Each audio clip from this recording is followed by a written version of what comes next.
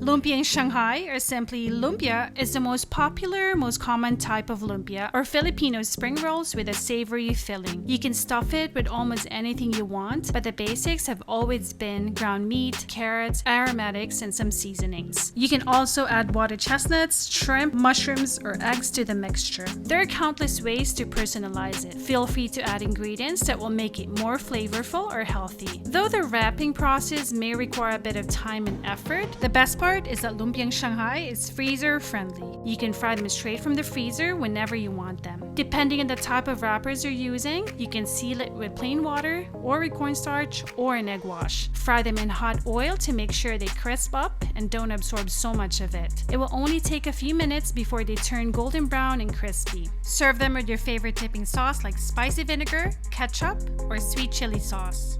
For this recipe and more, visit recipesbynora.com.